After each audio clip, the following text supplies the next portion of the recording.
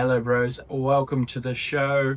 Huge show. We've got Grant Ghost on from FFP Sports. We talk all things rugby in the UAE and we get into our top 15 of the season, players. So don't forget to like, subscribe, and as always, we're brought to you by FFP Sports and Yalla Sports. Rugby, let's go.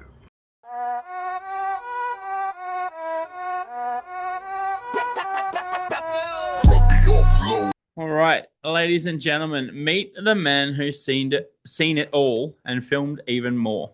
While the rest of us are arguing over results, Grant Ghost is the one behind the lens, capturing every hit, every try, every moment that matters in West Asia Prem. Through FFP Sports, he's the reason you don't miss a thing. From sideline commentary box, he doesn't just watch the game, he lives it. In fact, I think other than me, he watches more rugby than anyone else in this country. And you're going to hear from him right now. This is Grant Ghost, the engine room of West Asia rugby coverage. Welcome, Grant. Hey, mate. I like that Grant goes and then into West Asia rugby. That's what my name here is for, mate. Thanks. Great to be along. It's good to have you on again. Obviously, you do all the filming and stuff, so we'll get straight into it. Now, the season has been cut short, and everyone knows why. Bahrain were awarded the West Asia Prem title. What is your thoughts on that? Oh, hugely deserved. It's a no-brainer when you think about the situation and then where we are in the season and the odds of them not seeing this through this time. Like a couple of years, the last 2 years or so, last year, obviously, with the Hurricanes upsetting Bahrain in the final, no one saw that coming. But it was also that 10% where it was still a possibility. Right now, you've got to say the way they've been playing this season, there just seems like no way any other team can match them, especially if that final match is played in Bahrain. They're just a completely other beast. So, well done, Bahrain. Yep, and I'm not going to disagree. They're deserving of. They've had an undefeated season. I will question whether they would go all the way because 2 years in a row they went undefeated and then lost it in the final. The finals are always played in UAE. So I give them the semi-final in Bahrain every time. That final, it's just been that last little bit, that last choking matter. So a few people have messaged me saying it's an asterisk.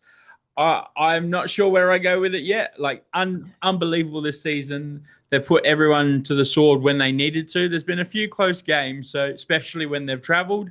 So, I mean, it's always going to be a question mark. It's one we're never going to get to answer, though. So,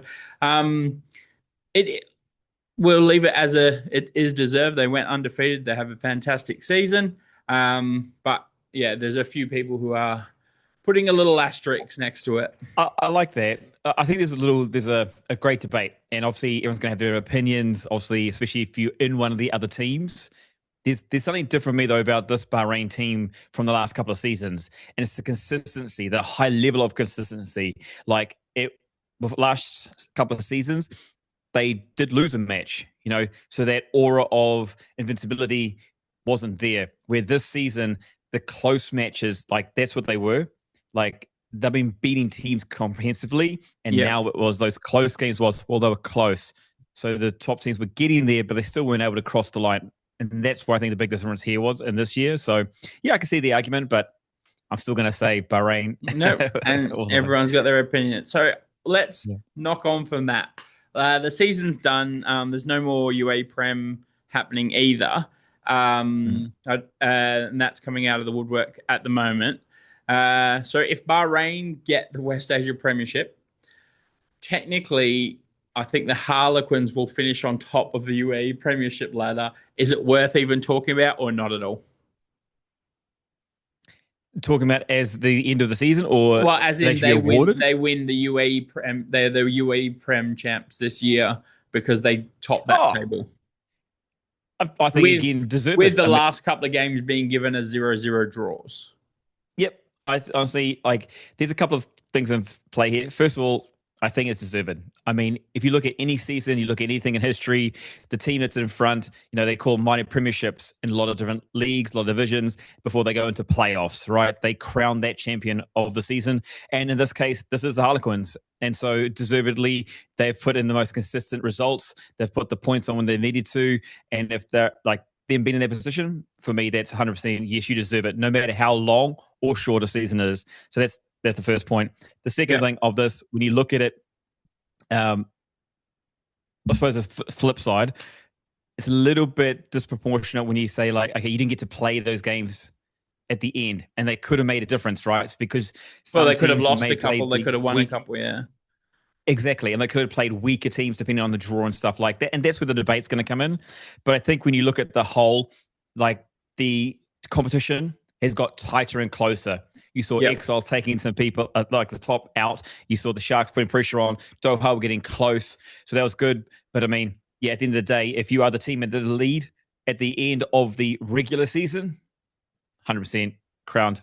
Take it Fair off. enough. Well, let's keep going on that. So Div 1, and we don't talk about Div 1 very much, but Div 1 had two, well, the Tuskers who were undefeated, but the Shaheen who had played two or three more games than the Tuskers. So the Tuskers would come second on points if everything was a zero draws, but undefeated for the season, whereas and beating Shaheen. What are your thoughts on that? Or is that just I mean, it's a little bit of a different kettle of fish because I mean they've won every game they've played, but just on number of games played, they'll get hurt by draws. Yeah, again, I look at it from a point of regular season, and it's probably just more unfortunate for the Tuskers in this case because when they had the one-on-one, when it was Tuskers versus Shaheen, Tuskers won that comprehensively. They proved to be the stronger team. They had more consistency across their 23, which was a great match to watch. I didn't get to see it live, but I got to see the replay. And, in this case, they're a little bit unfortunate, but I still see it the same way. Like, that's the beauty of sport. That's why you watch it, right? Because of these unknowns, and you want those close competitions. You want to see that. Now, of course, Tuskers, and rightfully so, probably should feel a little bit hard done by. But considering the circumstances, like why the season's come to the end early, hey, look, that's sports. And if you can't accept that or can't see that, then just from my point of view, like, hey, let's go, let's move on. Like, there's a reason, right? There's a bigger picture in the end of it all. So, congratulations to Shaheen for taking out Division 1. I mean, if this is official yet, I'm not actually too sure if that is official. Some maths might need to be done. But all right, so if you are in charge, just say we get all clear and next season goes back, are both of those teams going up to the Prem? For me, again, bigger picture, they need to. Just from the fact that they were so dominant in their matches. I mean, there shouldn't be, like, from a growth perspective, when you think about growing any league of any sport anywhere, and you're thinking about these blowouts, they're not good for viewers because there's no uncertainty. There's no, like, close contest, which is the excitement of sport. And you see Tuskers and Shaheen running on with matches. Nobody wants to see that, especially from my point of view anyway. And so they should go up, first of all, in my opinion. And I think it's only going to be good for the game here in the UAE that we have more teams in that WAP league because that is higher quality rugby, obviously. And there's a big gap between the two. So it'll help the Tuskers. It'll help Shaheen, like, close that gap on those top teams. I would think, honestly, they would struggle to compete in their first season, maybe pick off a game, potentially two, maybe. But again, better all around for the UAE, better for rugby, better for the players themselves to have that consistent quality or higher quality of rugby as well when it comes to Shaheen, when it comes to the Tuskers as well. So, if they for sure aren't put up, I'll be disappointed, actually. I would agree with you on that. Like, I think both teams need to go up, even out that competition and make the West Asia Prem it should be the biggest league of all of them. There shouldn't be 9 teams in Div 1, but only 7 in West Asia Prem. I'm supportive of it. Actually, I'm supportive of anybody with a first team that has a second team. So like the Tigers play Hmm. Div 1 and Div 2. Alain played Div 1. I know their Div 2 fell out at the end. I think they should Mm. all be in West Asia Prem. And sometimes it's your season, sometimes it's not your season. Um, but I, uh, Yeah, but I think I agree it with that. allows even the lower teams to get some wins depending season on season as well in that league. Like Doha's been doing it tough for the last couple of years. Mm. Yeah, this year they picked off the Exiles at home, and that was a shock early on in the season, but then kind of didn't do much again for the rest of the season. Last year they picked off a couple of teams at the end. They It's pushed just the Sharks. yeah, Didn't quite get they across. push the shot, but then if there's other bottom teams, then it kind of will even out, and then those teams can Mm. grow and change and things like that because it's always adapting in the UAE with the expat flow. Maybe it would drop the level a little bit, but I don't know. It's just my thought. I think great thoughts. So there's probably one other thing, and I think this is where the difference would be is that because there is, and if people cannot admit, and not admit this, then I think they really need to have a think about it. But there's actually a massive gap or jump from the top of Division One to the bottom of the year, top of Division One to the bottom of WOP, right? And it comes Yep. around the forwards, and there's just the packs. There isn't a number to have these big lads in these packs across all the teams.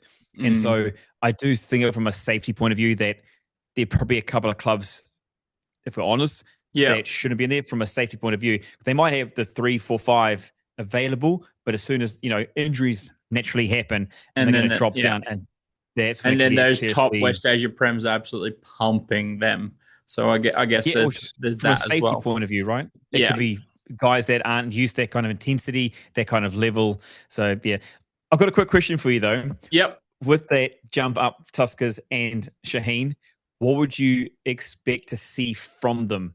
What do you Uh, think their impact would be in the division or on their team? I think Shaheen will bottom out the group. I don't think Mm-hmm. I would struggle to see them beating anybody. Um, Mm-hmm. yes, they've got some amazing players that can do individual things. And then they've got some absolute blistering pace with Muhammad Ali out wide. I just like you talked about forwards now. When you see them, when I've watched a couple of the games that have been live, they really, really struggle to Mm. make an impact on the game. And then when they're suddenly, and that's against Div 1 teams, Yeah. like they're just hanging on in the forwards in a Div 1 game. They're Mm-hmm. relying on a few very slick backs to get the job done. Yeah. Against the West Asia Prem, those forwards will be absolutely decimated. Mm. And then the back line also is a step up. So those same guys aren't making the same breaks and things like that. So Yeah. I think Shaheen Agreed. will really struggle. The Tuskers is a different one because they're almost a semi-professional club. They've got a lot Mm-hmm. of sponsorship behind them. They've been able to recruit quite well. They've got a lot of Fijians playing for them who've come across, and they're working and they're doing the things. But it's virtually a semi-professional club. I think there's ex-Drua Mm-hmm. players. They need to sit down and look at their game plan, and I Mm-hmm. think they'll be able to get a couple of more wins. I can't see them beating a Bahrain or anyone yet. And I Mm-hmm. think the discipline from them will, when things aren't going their way, they seem to lose a bit of that discipline. We saw it Yeah. early on in the season and in friendlies. And if Yep. that's the case, they'll get absolutely shredded in the West Asia Prem. Yeah. So Yep. that's my thoughts on it. But I think the Tuskers will do better than Shaheen, and they might pick off a Doha or Sharks, depending on what the Sharks are doing that day. Mm-hmm. Yeah, true. Well, how Uh, deep into the season? yeah, for sure. All right. So we've talked about that. Have you got any highlights? Like, what's one game that stood out for you this season as a commentator slash uh, film? Like, you've been filming the games. Is there any games that you've thought, oh, this was absolutely cracking? Yeah, I was trying to remember actually who was playing who. Oh my gosh, can't believe because like it's well known that Exiles lost a lot of their top tier players. they had to go through a rebuilding stage. They found it extremely difficult at the start of the season, and they had to rebuild with the younger players or inexperienced, not necessarily younger, but the inexperienced, right? And it just shows like, and I actually give this the plaudits to the coaches here, because in a short space of time, when they were like not, it got to a point where they're going to lose, they're going to lose, they're going to lose, they're going to lose. And I can't remember actually who they played last. I want to say Hurricanes, maybe quite not, but they actually won the game. The Sharks. Sharks. Yeah, and they did it in their traditional way. They had their big boys rolling forward, coming up through the middle, and the composure was there. And that's what you expected from the Exiles in the early part of the season. So a big highlight for me was to see a team that's been well established for years go through this. Literally, it was a massive slump. When you look at Exiles, you think, wow, why are they even in the WOP for this first part of the season? Like, who are they? You couldn't recognize them as a team. And to come back and turn that around within that 9 weeks, 10 rounds, that's a massive highlight for me. I've got to say, as an individual player, and I don't know if it's just because of his cheeky smile and his diversity as an athlete, but Martin Manguro, like he just has this presence about. He reminds me a lot of, and I say this nicely, like the Khaleesi factor. Oh yeah, like he just got this aura about him. He leads from the front as a leader, not only verbally on the field. You see him, like the passion that he has, and it's been a highlight to see, because he's not the biggest guy either, right? But he's got this heart of a lion. So to see him continue to grow through the season, that was another massive highlight that I've really enjoyed watching. And I got to the fact of excitement factor. Oh, and to Martin's credit, he's probably the most likable dude in rugby in the UAE. I know he plays netball and stuff as well, so he's one of the most popular lads out there. Absolute legend of a player. So no, I give you that. You mentioned Exiles and their changes. Their old coach, Jacques Bernardi, he's just been announced. Well, and we'll have a chat about this as well. He's been announced as the UAE coach. Now, both of us have been around the blocks, and for us, he was the UAE coach. So I don't know what took 5 months' time. What are your thoughts on it? First of all, congratulations to Jacques. I mean, like literally a stalwart of the UAE rugby, 100%. Like it kind of seems natural when you look at the UAE rugby scene, like someone who's been amongst it, been there through the teams and the play. I do wonder, like the only question here is, could the UAE looked outside at some higher international potential coaches that are looking to improve their resume to go into higher tiers, other tier one nations, for the growth of the UAE rugby, to bring a different perspective to the space here for that position. So when I look around the UAE, I think, tick. But I don't want to say the words disappointed, but it's definitely like I was thinking, look, there's been some great progression with Apollo and what's happened with rugby over the years. And Jacques has been a part of that as well. Because Jacques has been the 15s coach for the last few years. So he's already been a part of it. And I agree with you. Keep going on what you were saying. Yeah, and that's really it. Nothing against the man at all. And I think he'll continue to do a great job just for the growth of UAE rugby, where they're going, and the trajectory should be always up. It's the trajectory. And the reason I say this because the All Blacks talked about it with their side, and I want to see UAE rugby continue that. And we look at the UAE 15s team, there's older stalwarts there. And the best players didn't even play this season. So Ethan Matthews, who was number 8, he hasn't played a single game all season. Brad Jane, who was vice captain and easily the UAE's best on-field player last season, hasn't played a game. Andrew Semple played 1 game for the Sharks at the start of the season, was a big signing. He's the captain. He was the captain of the UAE, hasn't played again all season. And that's not great considering how many other guys have retired out as well. Yeah. And that's the thing. So we talk about the other AP growing, then the UAE national team has to grow. And that's where I looked at it from. Look, I want rugby as a whole. And WAP's got to grow. They need better players, higher quality, more teams. The UA rugby team at South National team needs to continue that growth too. They need, in my opinion, a lot more youth coming through. And it just seems like it should be a passing of the guard to an opportunity where it's okay for this first year to maybe go back, but to know that there's a bigger ceiling. Does it mean? Does it make sense for you? Like, so it's a ceiling. what worries me is I know South Korea, they've signed on 4 professional teams now. So they've got 4 pro teams that is kicking off this season. So they're putting money in and they're getting some centrally contracted guys. Hong Kong's did it, and now I've got more because they qualified for the World Cup. Sri Lanka's got money coming in for rugby and they're growing. The scary thing is, for me, it just feels like the UAE got here and now want to coast here. They're not doing enough, but that's just my thought on it. We won't go on too much about it because we've got more important things to discuss, and we could probably talk about it for ages. Share your comments in the comments section. Yeah, let us know what you think. All right.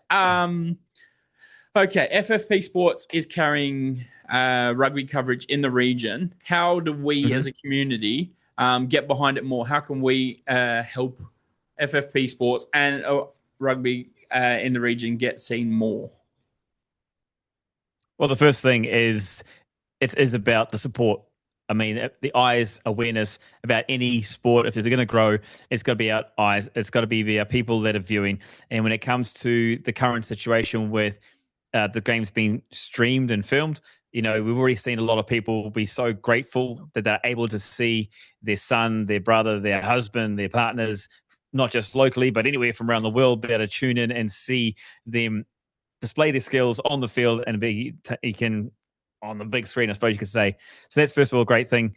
The continuation of that needs to grow, and there's a few things going on in the background that I know is happening that it will continue to grow, and so there'll be more coverage, potentially, hopefully, further on down the league as well. And so this year was a big change actually because all the clubs got in behind the support of the streaming, so they can be online. So big congratulations to the clubs. FFP Sports side of things, we're going to be bringing a lot more live sports, especially here with the UAE from September onwards. So look forward to that side of things. And it's just literally, guys, I know it seems kind of weird or funny, but a simple comment in a stream or a simple like first, and then a comment of well done, great work, few emojis. It improves the algorithm. It means the search pushes it out there, which helps raise the awareness, which then the awareness moves on to potential sponsorship opportunities for the clubs, for the players to be able to afford to run the club, the volunteers that they have, potential players. There's a lot of operational costs. So as little as that tuning in, that like or that comment may seem, massive difference when everyone comes together. So you can do that. I would agree with that as a social media person. Likes and comments. Yes. Like I try to ask a question, there's nothing, and I'm like, no. But yeah, for sure. All right. Okay. So real chat now. I've picked my 15 for the season. So Bruffy's 15 will be announced here and now. But while we're doing it, we'll talk about it, see what you think and why I've gone the way I have. So we're going to start straight off with loose head prop. So the number 1. Any standouts for you throughout the season? Any memorable loose head props? Not really, to be honest. I think first of all, the front pack is not my thing. Yeah, I'm going to be straight up. Any standouts off the top of my head? Actually, yes, when it comes to me, I'll what get team? Back to that. Hold on. Do you know the team? Exiles. All right. Is it Big Taz? Oh, well, he's one, yeah. And to be fair, I think that's what, especially in the second half of the season, he stepped up for me. Yeah. Like the consistency wise. Yep. Like it just felt like, and for me, I'm saying this from the pack for the Exiles, I feel like nobody was there. And that's why I think Exiles for me in that first half of the season lost their identity. But then you started to see it in the last 3 matches. Really, they started to put their natural imprint back there. And I think he is a big reason of that as well. Yeah, absolutely. So for me, there's obviously a few guys to pick from because there's 7 teams, but for the standouts, I thought Combrink from the Quins, he was one of them.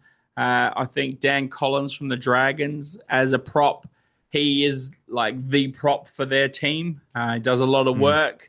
But the prop I've gone with is I think the Hurricanes had the most dominant scrum all season. They beat Bahrain in the scrum, and I've gone with Big Dean Panache Marconi. He puts on big tackles, hit, so he is my loose head prop for the season. We'll move straight on to hookers. Any Can I say quick ups on that as well? Yep. I think it's not just, it was both sides of the ball. Yep. Like that was it as well. Like to be fair, that's yeah. And you want a player not only can scrum well, but like if he's going to carry, if he's going to defend hard, and yeah. Yeah, and I think he does all those things. So that's why he was my pick for hooker. I think it was, again, it was tough. Hurricanes with that dominant scrum. Line out became hugely important. I could not go past Bahrain here. Mackenzie Oliver, their starting hooker, his line out, his darts, his running game, defensive. He's even a pest off the ball as well. So he's got Michael for hooker, and then tight head prop. It's a little bit harder because there's some great ones in the league. Obviously got Rian Barnard, UAE International. Then we've got the Exiles front row that started lifting their game. Manib jumped over and on that as well. Roche Van Zyl, a powerhouse player for the Quins. Like takes heaps of runs, makes heaps of tackles, solid scrummager. But again, for me, the standout this season was Bahrain's new prop, Andries de Kock. And geez, he let it swing. Running the ball. He has some great highlights this season. Just making it different. So he was the one for me. And I know front three isn't your thing, but it is for me. I love that, and it's definitely got tough misses out. You know, I think that on that selection, I think it's hard to go past Bahrain, the way their set pieces and the way they've dominated, not just this, like, okay, Hurricane stepped up. Yeah, good point there. But consistency-wise, from Bahrain, you now expect them to deliver. So, yeah. Yeah. And they have. Every time I see them, I watch them deliver. Those front three, man, jeez. Yeah. Second rowers. Now, this is quite a tough one because there's some really good second rowers around the competition. From every team has a really good second rower. So I thought this was quite hard to pick just two. But I have done. So any standouts for you that you can think of? I think it's been more Bennett. I personally think Marcus Brown. Yep. Yeah. I mean, I think it's more for me. It's been that in the the season. Was he still with Hurricanes? No, he wasn't with Hurricanes. Yeah, he was Hurricanes with last Tigers. year as well. And then he went, okay, that's when it changed. Yeah. So he was Tigers, Hurricanes, Tigers. And to be honest, for me, it's his progression, his development that he's made. Yeah. I'm not sure who it is for the Sharks too. I'm not sure the guy's name, but one of the locks there. Also, for me, watching the matches, watching the Sharks, I'm sorry, not the initial name, but stood out. Like when it came to solid lineouts, it stood up for me on the lineouts. Like always there, always contesting for the ball. If it wasn't there, lineout, always there receiving. I can't remember his name, but yeah, for me, he was a bit of a standout. It's just something on top of my head. Yeah, I found locks probably the toughest because obviously Quinn's Big Ice has been much better this season than he was last season as well. Like running the ball, line out wise, always good, and he's really solid in the scrum. Marcus gets definitely a huge mention. Even Dragons had 3 good locks this season, like with Clark Smith, the captain, Johnny coming off the bench as well. Bahrain's got Tian Jacobs. He was a just running the ball and stuff like that. So it was really tough. I had the 2 I have gone with, and I've gone with Big Jean Boats. He played the whole season for the Exiles, even while they were getting belted. He was in there, putting it in, doing his thing. He's stepped up and moved into lock. I think that was really important for his rugby career to be able to get in that engine room, put his weight to good use. And then in the second half of the season, he's been outstanding for them. He's been putting in what he knows how to do best, and he's been very good. So he got a number 4, and it was now I'm going to embarrass myself by forgetting the guy's name I picked. But it was the Dragons lock. It was Connor Horan, a new recruit this season. Excellent in line out, excellent running the ball. And he's just done, again, he's done so well this season to keep it. So, like, one of the tougher spots, because, Marcus's leadership and stuff, it was just all close. But those are the reasons I went those just consistent top-level performers all the time. And Jean had to do it alone the first part of the season. But, just those were the reasons I picked those two. And now we've got to the back. Good reasons. Yeah, so I mean, I would have gone with I'm Jean pretty happy with my pack Marcus so far. Solid pack, mate. Now I'm going to get controversial because the way I've picked my back 3, and there are reasons for it, but let's talk about, we'll go blindside flankers. So there's some great flankers, and you've already spoken about one earlier, Marty. He's an unbelievable player, difference maker on the field.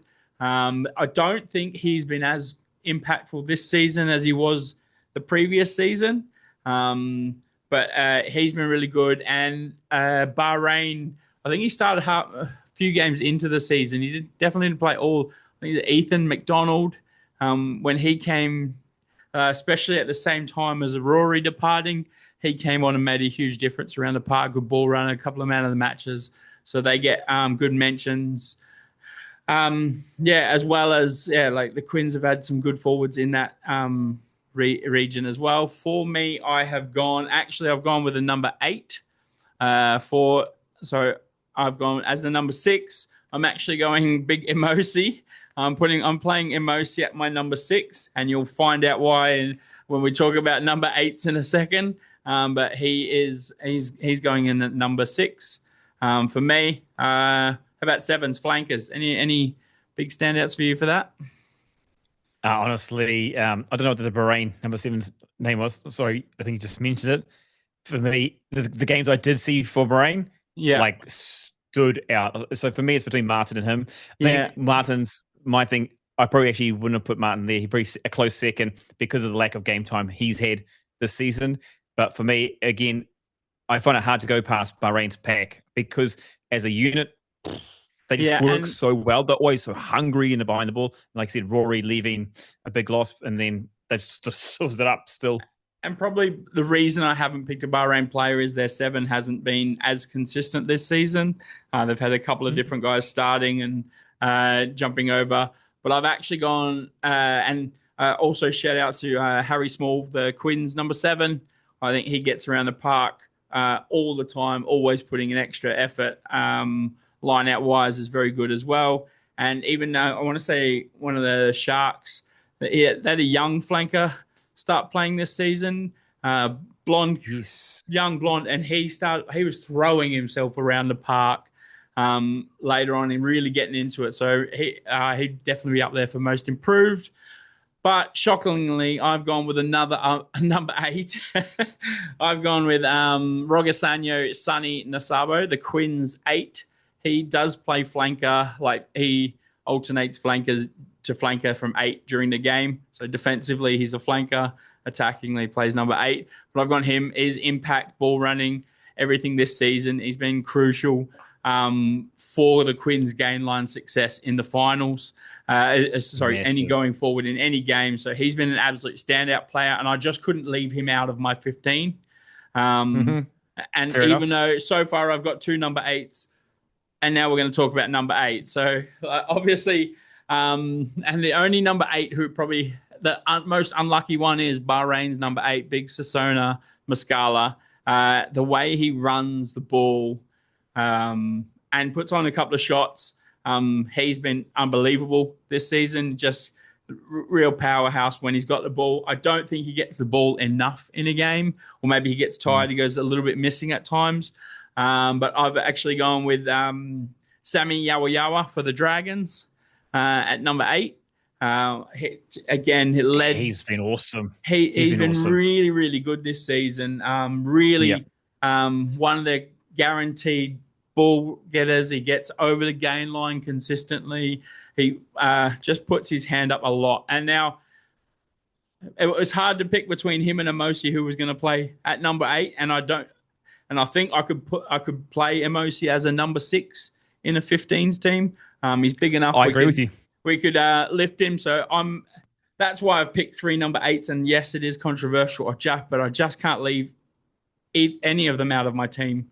And I'm pretty sure Sasona would be on my bench anyway. I think good choices, good reasons. There's Sami is just an absolute standout for the Dragons. Like now for me, I've expected, like when I've called the game, like I'm saying his name so often, and both sides of the ball, the hits, the tackles, the defense, especially. We all know he's a powerful runner. There's actually a lot of powerful runners from number 8, right? Across the league. But defensively, he's just a wall. Like literally, try and get through him. I was like, and he came in equal with Emosi.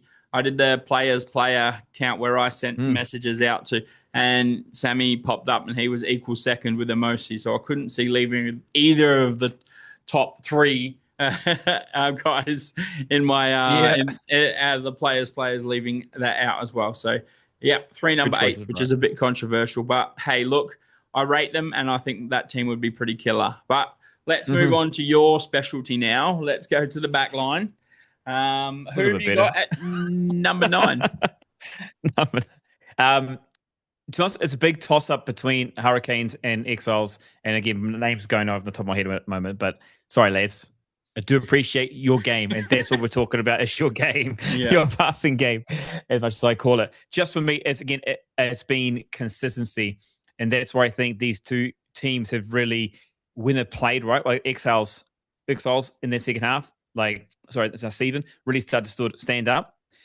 I didn't see an issue in the first season. The first half of the season. So I have to go to the Hurricanes 9. I think is it Tobias? Francois Maybach. Francois, because he's literally not just got it with the pass. He's there, hungry on defense, even against the larger players. He's got the boot, and he's got some smarts, and it comes out in the matches as well. So for me, Yep, no, he's my pick. So I've gone with Francois for the Hurricanes number 9, and there's been a few. Last year's probably top guy, Romeo. He's actually had to do a lot of competition with Kenta in Bahrain, so hasn't probably got the minutes to get it over there. But Francois' consistency plus kicking off the tee is normally pretty good, apart from the game against Bahrain. We won't hold it too far against him, where he had the kick to win it early in the season. But he out and out, I think he's got my vote as well. Now the tough one, I think number 10 is a hard position to play, and I don't think we don't have some standout 10s like we used to, but there are some very good players in there, and guys who like Matt Gillum, who was really good last season, didn't play much for the Hurricanes this season. What are your thoughts on the number 10 position? Honestly, I've got to agree. There's not the consistency from the players, and I think that's where we're seeing inconsistencies in the teams as well. The game management side is not there, like having to go to a plan B or a plan C. It's actually, here's our strategy, we're sticking with this, and then if that doesn't work, plan A doesn't work, we're in trouble. I'll take this on myself. I'll try this. We're in trouble. I'll try and do my own thing and see what I can do to get through there. And it's been a tough one. Honestly, it hasn't been it hasn't. Well, no, if I'm very honest, haven't seen any standouts. You made me think when you're saying that. I was like, tick, tick, tick, tick, tick, tick, tick. Like, who's actually standing out? Like, who's made a difference? Yeah. And the only one I can think of, whoever played 10 again, I didn't actually commentate on this game, so I don't remember the name. Whoever it was, they played 10 the last match that I was there, actually, at the same time, Tuskers and Shaheen. My gosh, it'll come to me a bit. But just took the game and controlled it by putting the Exiles in the right part of the park. Like, Yeah. took it, like, things weren't working when they were going straight here. No worries. Kicked for territory. Literally only wanted the ball when they knew they had the advantage and then tossed it. So, yeah, I do apologize. Who is the latest team? Because I don't believe he's playing the start. Yeah, But for me, he just stood out in that match. Because it was Stapley earlier on, and I can't remember who played later for him. Yeah. As So, well. unfortunately, But yeah. So, but you know what I mean? So, and who's your 2 for the Quins? 10 for the Quins. then Pete Hasty. He's hasty. Small. He's really fast. He Yeah. was definitely up there for me. So the top 3 for me were Cormac Fox for Bahrain, just guiding them around the park. He's been really consistent, doing his job week in, week out. Kicks for points. He does that really well. Pete Hasty for the Quins, who, when he is playing, and he's missed a few games and come off injured a couple of times, the speed that he plays at is unbelievable, creating so many options for everybody else. So I think he was very close. But the one I've actually gone for is Doha's number 10, Max Johnson. I think cool. he's consistently one of up. their best players, if not their best player, week in, week out. When they are getting beat, he still creates some opportunities. He scores a few tries and things like that. So I've gone with Max Johnson from Doha. I just think week in, week out, his consistency and skill level is there. I think he's definitely much better than a lot of the guys in his team. But that's the reason I've gone with Max. Good call. He did stand out, especially the first half of the season. Like, when, I suppose, the entire team's fresher, right? And that's when they had their closest matches at the start of the season. And Max definitely, I remember calling the first couple of games, and he was repeatedly on my mind because of what he did. If he kicked the right, if he ran, actually, it just stood out of my mind because he chose the right times to run. Yeah. And there's maybe 3 or 4 times in each match that he did it, that if he didn't score, he made it meters line down breaks the field. galore. Yeah, absolutely. That's literally why. right. That big one. Yeah. So, nice score. I like that. All right, number 12.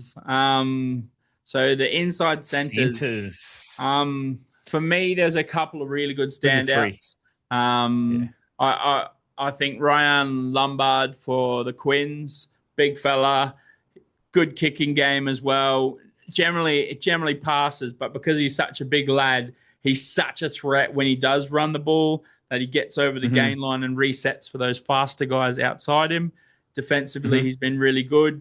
So he's one of the top picks. It's hard to go past Bahrain in any position.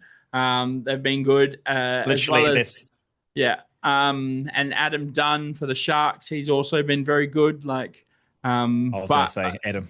Yeah, for my pick, I've gone with James Coulton for the Hurricanes.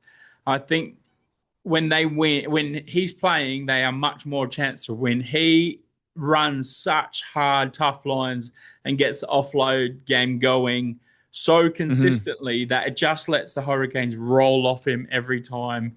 He's defensively really strong. So he was my pick at number 12. Good pick. I would have gone Sharks in this one. Just again, he's been, again, that consistency, stalwart, fought the Sharks, always getting gained line, always creating opportunities, or at least making the opposition think. And so for me, it's so hard because then you look at the teams and I was like, well, that team's a bit more successful, so it's easier to go with a more successful guy when it's close. But and that's why it's been hard as well, because picking one out of 3, and there's such minimal differences at times as well.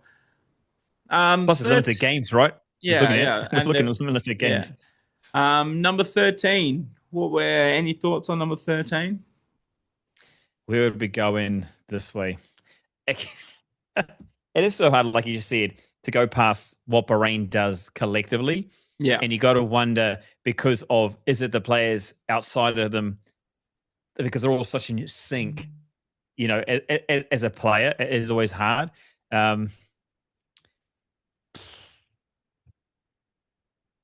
Honestly, again, I'm sorry about names. Me, my names at the moment are pretty terrible to be Yeah. honest. But no, I'd go. I don't actually, again, consistency. Whoever they are, one's played for the Hurricanes and one's for the Harlequins. Just again, I'm just seeing in a team with little less consistent on the field. I'm seeing these midfield pairings stand up. To be honest, I'm not seeing the gaps. I'm seeing the gaps outside. It's not between 12 and 13. It's 13, 14, where the gap might be here. Yeah. Again, sorry, I don't know the names, but I'm seeing really tight unison. I think when you're seeing the flow as well, like attack's great, but I've been looking a lot more at the defensive side, and I'm seeing there's not many people going through these channels. And when I think about it, it's in Harlequins, you have to go right around. And same with the Hurricanes as well. If you're going to go, you have to go right around as well. So yeah. So Hurricanes have had a lot of different outside centers, so it was hard to pick a consistent one for them. But I have gone with the Quins 13, Josh Hall. As you said, defensively, he's been so strong, but also really fast. So he creates opportunities for those around him, attacking wise. Too. Yeah, like really good hands. Defensively, he's like he doesn't look like he should be stopping everything, but he just gets it in, and it's almost never his fault if they've gone around the outside, and he leads that line. So, no, yeah, I haven't seen anyone going through inside of him. Yeah, Josh Hall was my pick. Now we'll head to the back three. I think give an honorable mention to Liam, actually. Yeah, I was going to say Liam, and Liam definitely, because with Liam in the Exiles, he's had to step up because the younger team as well, and you can see him trying to take on those responsibilities as well. So yeah, for sure. And in some games, he's had like some moments in games, especially early on in the season, he created 2 tries just off nothing as well. So shout out to Liam, the old boy. He's getting it done as well. But yeah, all right. Let's look at the back three now. Wingers, there's a lot of them, and it's hard. It's hard to pick really consistent wingers. I'm not picky on which side. I've picked my 2, and I'm not going to lie. One of them is a fullback, but which is unfortunate for other wingers. But because there's 2 fullbacks who are being head and shoulders above everyone else all season. One of them has to play for me on the wing. So, but who are your thoughts on wingers before I go into mine? Again, sorry for the names. So I got a short notice on this one, but Exiles winger, both actually have been fantastic. Affley? Tom Affley? Tom's one. Yeah. And the other side, I can't remember that side too, but they've both been really... both young, I believe, and both just in people's faces, like wanting the ball, and they're always around. They're always, they're not just waiting; they're trying to find some work as well. So sometimes you actually see them switch the side. They're on the outside of the park. So they've been a big standout, and that's been. I don't know if it's because it's been in the Exiles teams during the time when they're not playing as well, and these lads have always been consistently stepping up when they score. You normally see the Exiles go through the middle. I think that's another reason for me to standing out this season because they're so well involved. I remember calling their name out numerous times, and I still can't remember. So shoot me for that. Sorry, lads. But they've really stood out. And there is the Hurricanes winger as well. And again, name will come to me. I think we've got Dom Williams, who's the blonde and really versatile. He's probably very unlucky not to make it. And when you hear my fullback not to make it as a winger for me in my choice, he was probably the next closest for me. Honorable mention. Same with Josh Petro for Bahrain. I think he gets an honorable mention. And who's it? The Dragons had a fast wheeler, a winger early on in the season, Steele, but he kind of went missing a little bit later. But he was very good at the very start of the season. But I've actually gone Gregor Smith from Bahrain, top try scorer for them. Big lad, big Scottish lad. hits lines really hard, and like he's been unreal this season. And then I've gone his fullback partner for Bahrain. I've gone Jack Hawkins. He's on my other wing. And when we get into the fullbacks, it's easy to see why, but I couldn't leave Jack out of my team. Mhm. And then when we look at fullbacks, though, we've got some good ones like Aaron Dubois for the Hurricanes is really good. Matty Richards for the Sharks has been good this season, solid as well.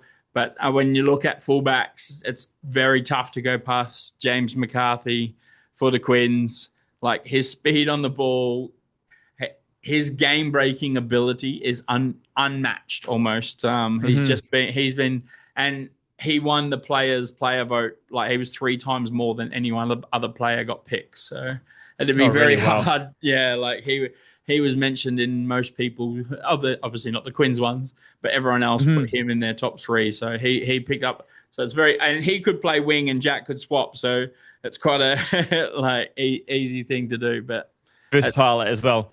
No, I think yeah, those are great picks. I mean, Dubois definitely has been like consistent, but probably not stand out too much. As far as like, and I don't mean disrespectfully.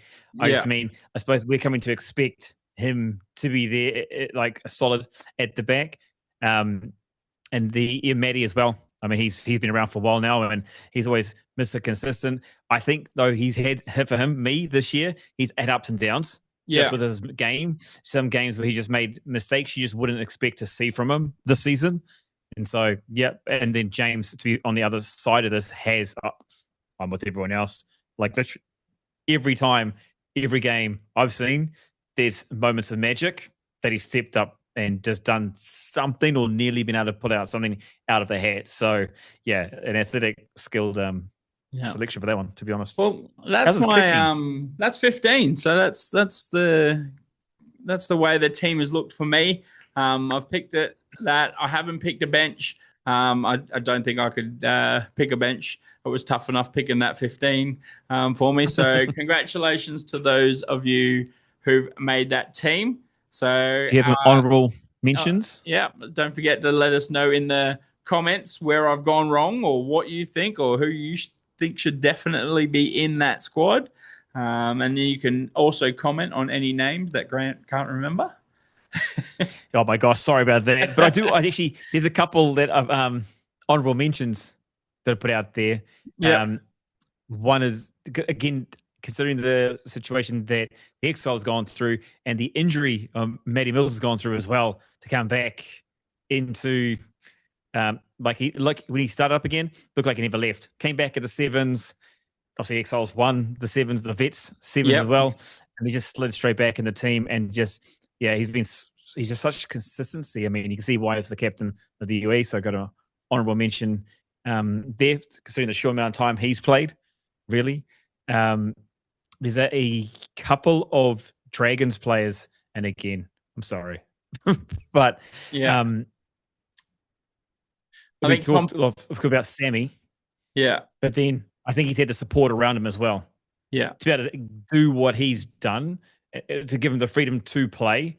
Like he's got quick feet, but I think it's also the players. There's a couple players around him that have been allowing him to do done the hard work, and then they've got the quick turnover. They put their head in dark places. Sammy's been given the ball and he's been taken off with it, especially on attack. So yeah, definitely. and it definitely been like it's really hard to pick because the depth is quite. We do have a lot more depth in the comp. We still want it to grow. We Mm-hmm. still want to get better, and some of these guys need to just up their consistency a little bit to become those standouts. But Yeah. look, it's you can't pick everybody. So that's how I've gone, and it is completely my point of view. It's my pick. It's my opinion. I guess what? There's no way to prove whether I'm right or wrong, but that's how I've seen it. And if anybody's watched as much rugby as us this season and can choose a different team, off you go. Exactly. Yeah. All right. It's more Look. prestigious, bro. Yeah. This is we've got the players player, and now we've got our second team. Last year I left it up to voting. This year I went straight in with hammer and tong, and I've picked my team. So that is the 15. Congratulations to those who made it. Now, Grant, any last thoughts before we say goodbye? Yeah, on the as far as a quick wrap on the WOP, right? I Yeah. think this season's been great. There's been some standout. Obviously, Bahrain, again, congratulations on winning WOP. Congratulations to Quins winning the premiership. I think both teams deserve it at the end of the day, but also based on the fact that I think the standard, I don't. It has not a lot, but it has got better. Like consistency from individuals and players. There's been moments where the teams have had the inconsistency, but players. There's more players putting their hand up. More players that have come into the WOP and have been really starting to say, "Hey, look at me. I'm potentially up for national honors," which is awesome to see. You want to see that competition come through. There's a couple of you mentioned now about players having like Romeo.